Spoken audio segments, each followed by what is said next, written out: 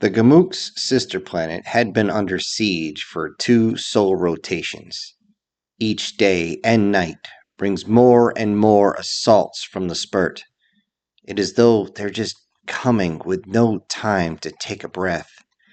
As the forces on the ground continue to push against the defense line, the battle in space is just as horrific. Wave after wave of ships charge into the Gamook's defense lines, only to be destroyed, but not before causing damage to the defensive fleet. Ships begin to fall through the atmosphere after taking far too much damage. Ships that cannot be replaced. The Gamooks have called for reinforcements from their home planet, yet all they have received in return is a message of how the homeworld is building up its defenses and cannot spare any ships or personnel. The Gamooks then try to reach other species, more advanced species, those that were not under threat by the Spurt or any of their allies. The message they received back from these personnel was always similar, with the same basic message. Basically, it said, who would care about a species that is not even colonized beyond their home system, especially one that is unable to protect itself? This was the gist of it, and this was always the start of the message. The second half would boil down to them saying, you don't have enough to pay for our assistance. Or it would come out as once the Gamooks are gone, they could just wipe out the Spurt and claim the territory legally. Needless to say, these messages were not received well by those fighting for their lives. In desperation, the Gamooks started calling out to the younger species. Each message is a plea to aid them in any way possible, and they needed it soon. They couldn't hide from the Spurt, as the Spurt are willing to blow massive holes in the planet just to force the Gamooks to the surface. They can't run, as every ship is needed for defense. They have no choice but to keep fighting. Keep fighting as the defense lines and their hope slowly fades away. During all this, the second largest population center is cut off from the main defense force. Being totally cut off means that all the young, old, and wounded would soon be overrun. If that happens, no survivors. At least, no one that will not soon be wishing that they had been killed in the attack. In the midst of all this chaos, the Gamooks received a message. It was from the youngest species known as human, a species that look very similar to the Gamooks, but tend to be a little shorter and have much more muscular fibers on them. Aside from that, the humans only have very subdued colors in their pigmentation, where the Gamooks are much more, shall we say, bright. Many have speculated that the evolution on a death world compared to that of a guard world is the only reason the two species are different. Most of the population thought of humans as a bad tavern joke. They had not even reached beyond their crater world when the Gamooks, the Eektax, and the Skid found them. Most of the population were welcoming to them when they showed up, though there were a few that were not so welcoming. With a simple barter of a few antiquated drive systems and ship designs, along with working quantum energy capacitors, which is one of the most common items in the known universe, they were given free passage through the human systems. This was hardly 20 of the human solar cycles ago, and this is one of the only times they have talked to the humans since.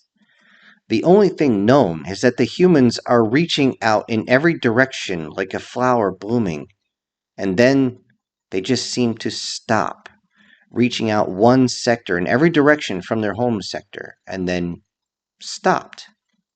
Strangely enough, they then restricted passage through their territory to strictly commercial use and only in certain routes. The humans just seemed to stay asleep in their own little territory, as everyone was content with just letting them be. With this knowledge of the humans, everyone figured that they might have the capacity to send a single ship, one that would arrive in several weeks, and by then the sister planet would be completely lost. The Gamooks appreciated the statement as the message read, "We're on our way," as it reached their ears. Yet their hope of any rescue faded as more defense lines fell to the onslaught of the spurt, covering the area in a violent burst of penetration, and more ships falling down through the atmosphere as they're lost. One would think that you could pick up a ship approaching a long ways off through your sensors as it approached using the FTL engines. This is why the sudden burst of energy of human ships came out of nowhere was so frightening. On the sensors, several dozen ships seemed to appear out of nowhere and headed towards the planet.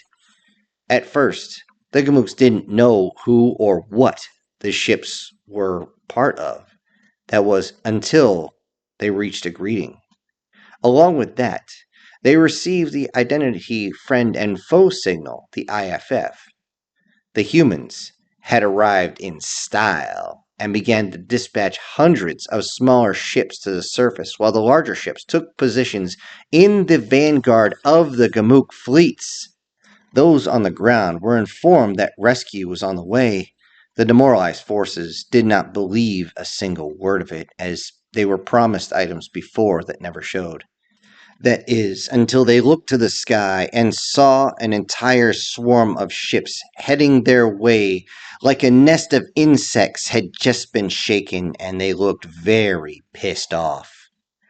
The human ships came streaking through the air as smaller ones seemed to turn away all of a sudden in one bursting movement.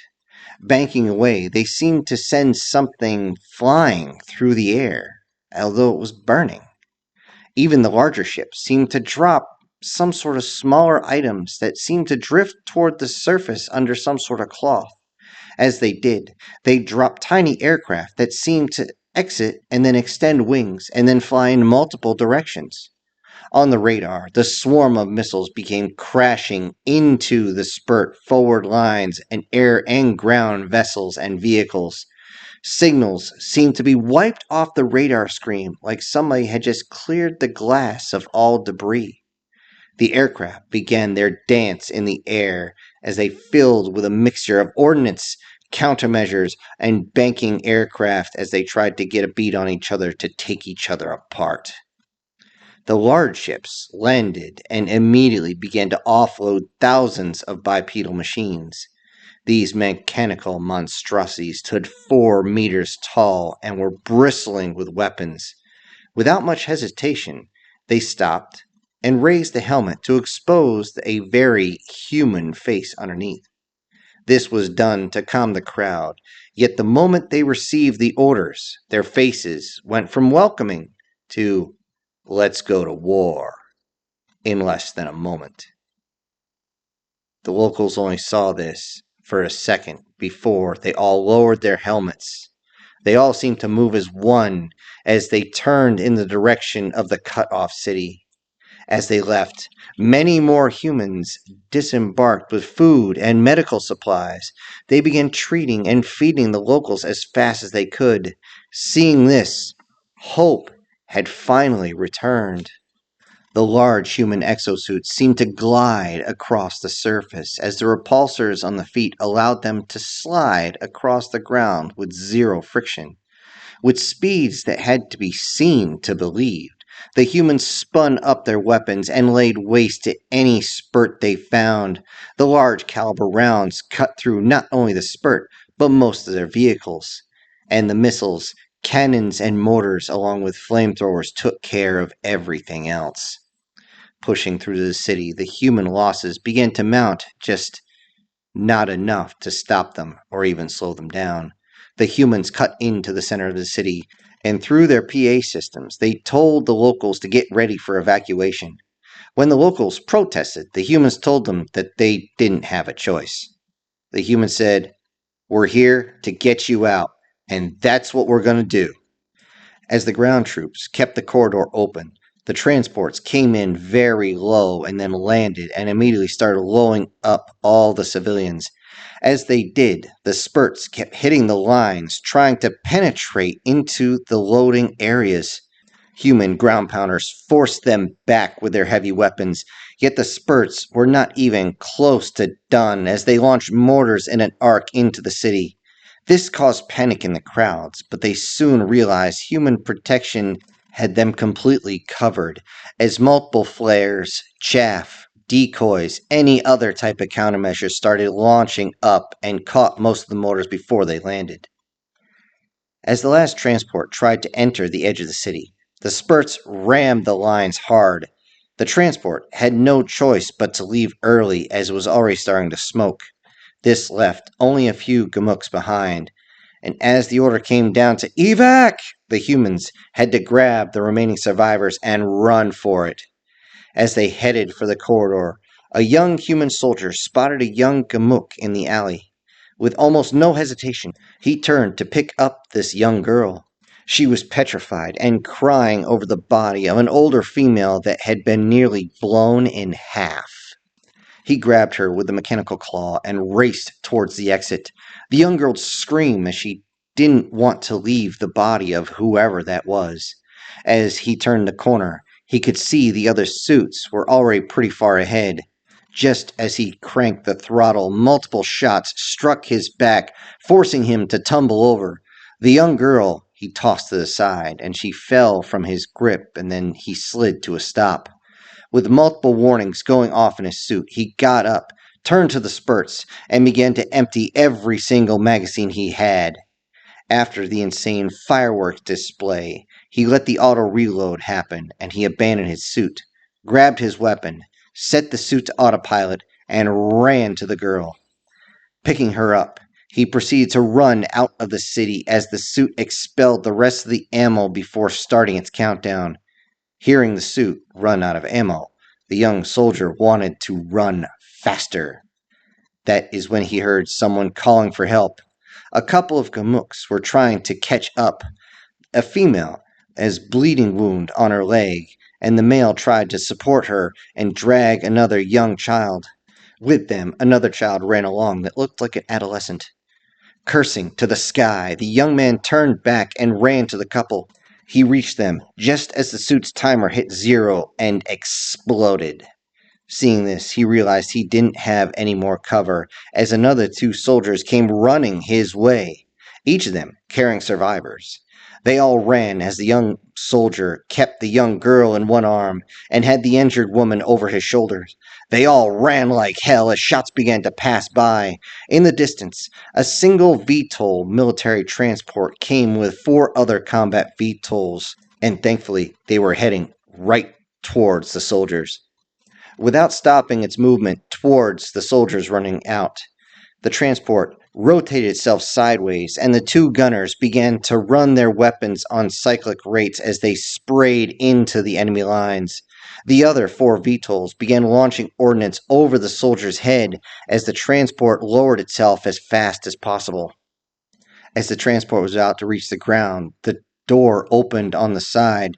As it reached the ground, shots bounced off the side of the transport as the civilians are very unceremoniously tossed inside.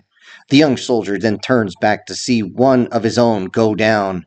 Bursting into a sprint, the young soldier ran to the man who had been hit, and he found him, and turns out this soldier took one in the ass. The spurt weapons had penetrated his butt and had blown it open. His right buttock was essentially gone now as the one on the ground screeched in pain. Next to the injured soldier, a young boy was freaking the hell out. Grabbing the child and his battle buddy, the young soldier runs as fast as he can. The young soldier feels his muscles in his body reaching their absolute limit as he can hear rounds whipping past both ways. As he is running towards the open door, he can see the others waving towards him forward. Come on, man, come on! All trying to get him inside as fast as possible. Reaching the ramp, it already is beginning to go up, and the transport lifts off and banks away. A burst of power from the fusion engine sends everyone inside to the rear of the compartment. They knew they were safe now, out of range, but they had to get back. Landing back at the aid station, the young soldier gets the wounded inside before turning to the closest senior NCO and simply stating, "Sergeant, I'm going to need a new suit."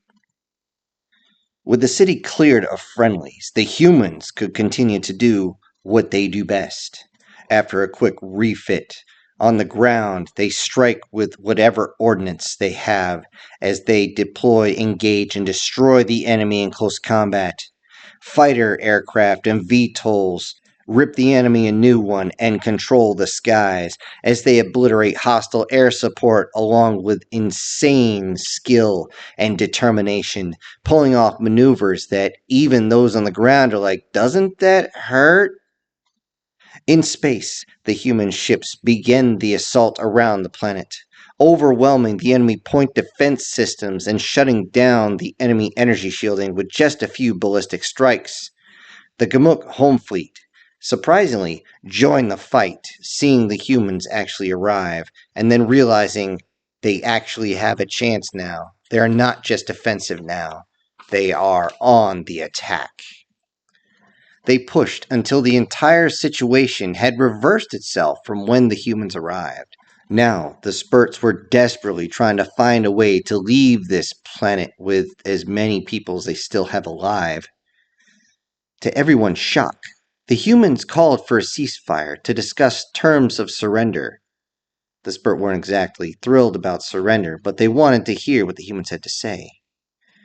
When they told the humans to state their terms, the human admiral simply stated, "Take all your personnel off this world.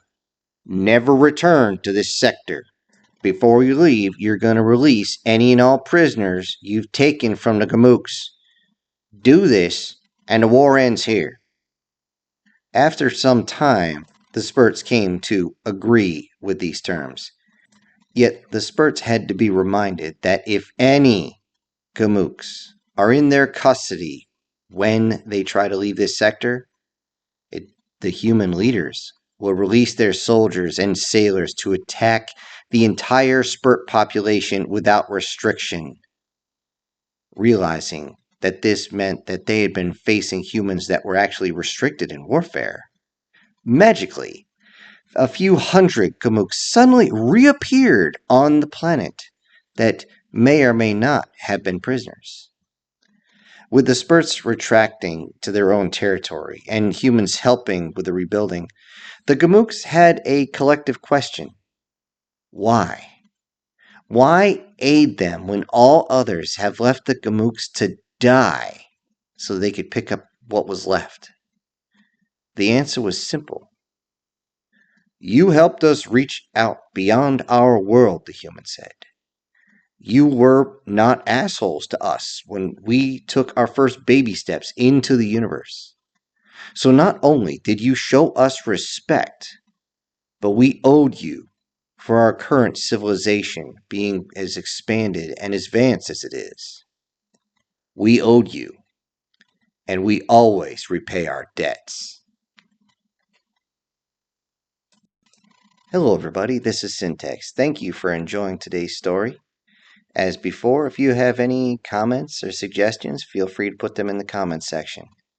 Before I leave, I'd like to send out a special thanks to a couple of my supporters. A quick thanks to Ericogem2805, if I butchered that, I'm sorry. And a really big thank you to SS Demon. Thank you, and thank everybody who supports this channel. And I'll see y'all next time. Until then, this is Syntax, punching out.